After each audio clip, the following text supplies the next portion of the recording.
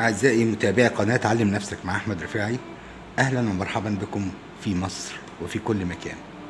هنكمل النهاردة باقي اتصالات حرف الميم ونشوف اتصالها مع الحروف الأخرى تكملة للحلقة اللي فاتت.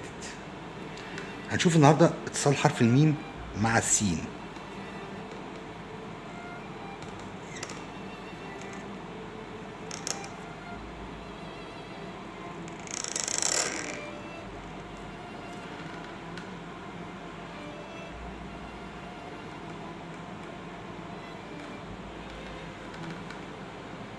وهو برضو لو وصلناه مع الشين. طيب نشوف اتصال حرف الميم مع الصاد.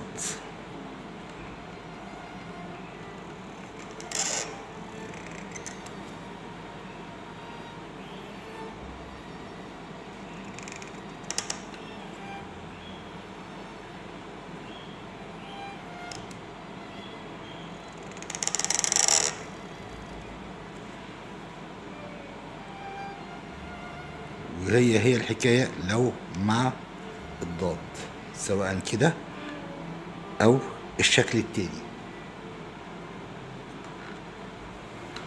طب نشوف اتصال ميم مع الطاء.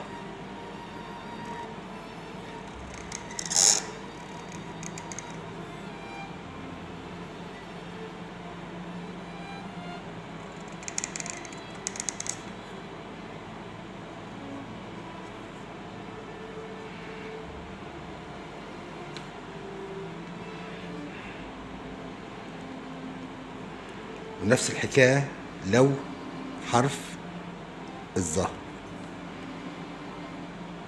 طيب نشوف يا جماعة النقط والمقاسات عاملة ازاي. اولا بين الميم والسين او الشين، الصاد او الضاد، الطه او الظه نقطة. اوكي. السين احنا طبعا عارفين وضعها ايه من الاول.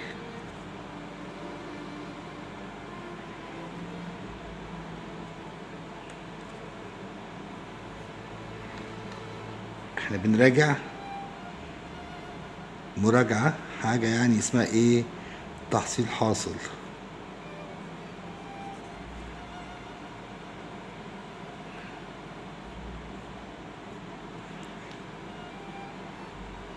حرف الميم هنا ما بيلمسش السطر، بيبقى مسافة بينه وبين السطر نص نقطة.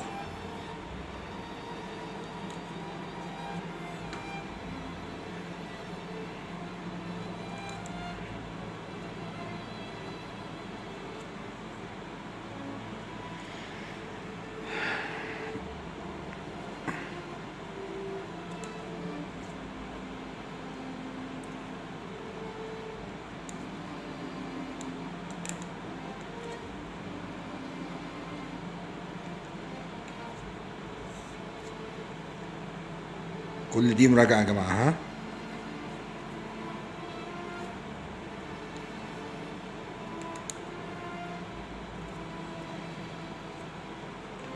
مسألة بسيطة. هنراجع شوية ونشوف المسألة تبقى ازاي، واشوفكم الحلقة الجاية ان شاء الله على كل خير.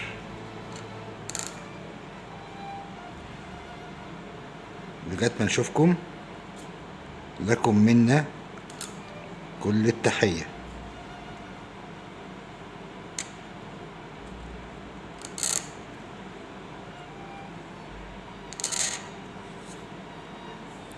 نشوفكم على خير الحلقة الجاية.